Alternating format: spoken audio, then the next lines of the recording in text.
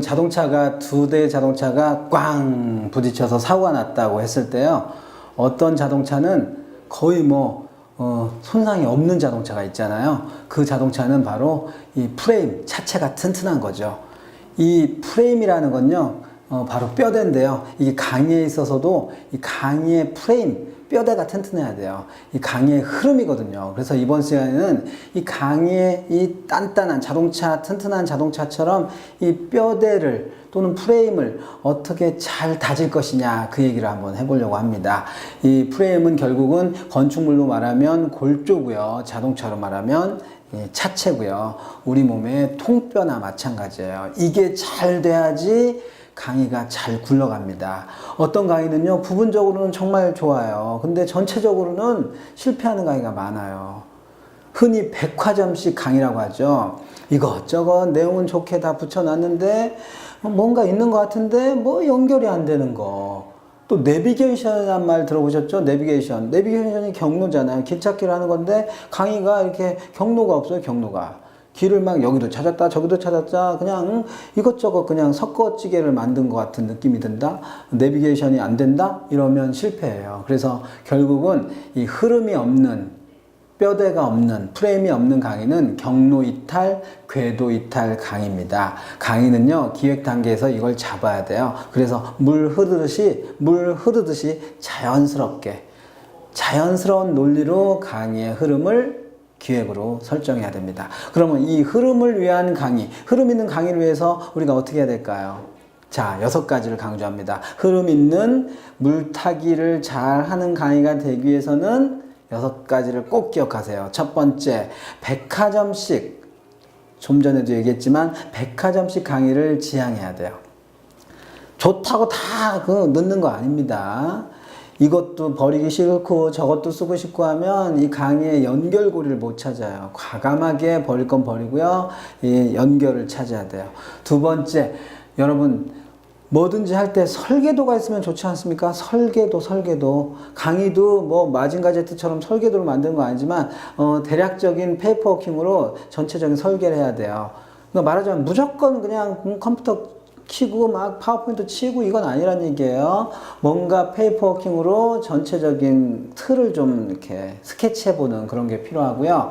그리고 결국 강의의 내비게이션은 목차입니다. 목차를 잘 만들어야 돼요. 목차는 여행에서 우리가 여행을 갔을 때 가이드 같은 거예요.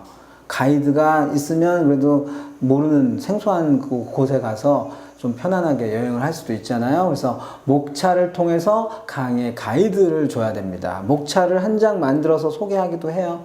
그리고 네 번째, 이 교환이 파워포인트로 교환을 만드신다면 템플릿이 그 강의 내용과 적절하게 맞아 떨어져야 됩니다. 맞지 않는 그런 템플릿 쓰는 사람들 간혹 있어요. 예를 들면 자동차 관련해서 강의를 하는데 자동차가 하나도 안 나와.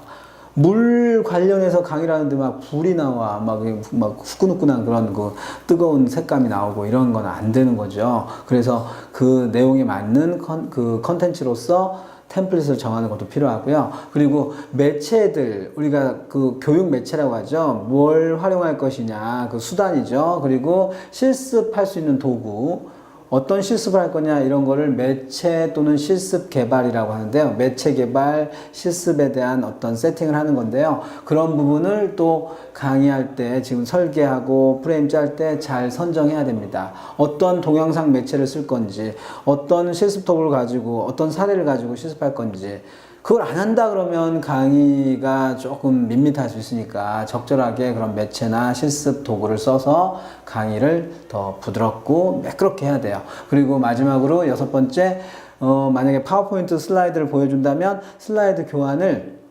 펼쳐봐야 돼요. 조망이라고 하죠. 조망.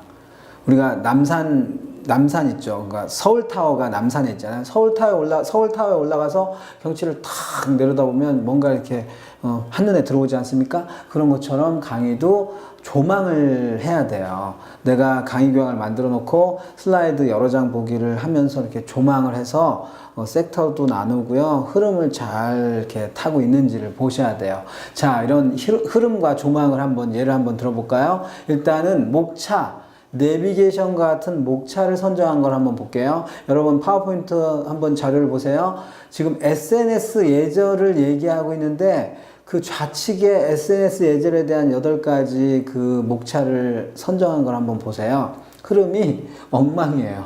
이게 뭐가 앞이고 뭐가 뒤고 이게 헷갈려요. 내용은 좋은 것 같은데 연결이 안 되는 거예요. 자, 이거 쉽게 얘기하면 퍼즐을 잘 맞추면 됩니다. 뭐가 먼저고 뭐가 나중에구만 퍼즐을 잘 맞추면 그래도 매끄러운 그 내비게이션과 같은 경로가 나오는 거예요. 자, 제일 먼저 뭐 해야 될까요? 환경 변화와 SNS 예절의 중요성이죠. 그리고 SNS 예절에 적용을 할 수 있는 범위, 그리고 SNS 이 예절이 통계적으로 보니까 이런 심각성이 있더라.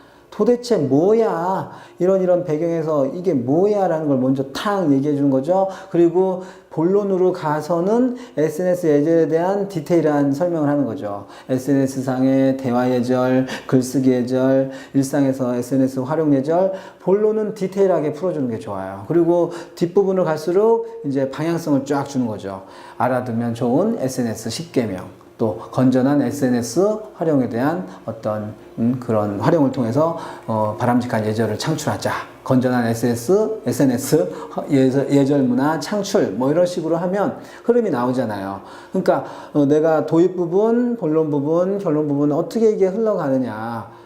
보편적으로 도입 부분에는 이거다라고 얘기하고 본론 부분에는 좀 자세하게 얘기하면서 결론에 그래서 어쩌란 말이냐 방향성 주는 게 상당히 좋아요. 이거를 슬라이드 조망으로 쫙 펼쳐보는 겁니다. 그래서 오프닝 슬라이드, 그 다음에 서론의 도입부의 슬라이드, 본문 내용의 슬라이드, 뒤에 어떤 뒷부분의 결론부의 슬라이드, 그리고 마지막 마무리하는 클로징 슬라이드 이런 거를 체계적으로 펼쳐야 돼요. 그 펼친 조감도가 바로 다음 장에 보시는 거고요. 그리고 그걸 실제로 만든 슬라이드 파워포인트 교환이 지금 거의 수십 장 딱 나와 있는 지금 현재 조망된 파워포인트 교환입니다. 이렇게 만들어야지 내가 비로소 흐름을 찾고 단단한 어디가 뭘 해도 무너지지 않는 그런 좋은 강의의 기본적인 설계도와 같은 내비게이션과 같은 딱 짜여진 그런 강의 기획을 할 수 있는 겁니다. 여러분 이걸 잘해야 돼요. 프레임을 특히 큰 틀을 잘 짜야지 정말 흔들리지 않는 강의를 할 수가 있습니다.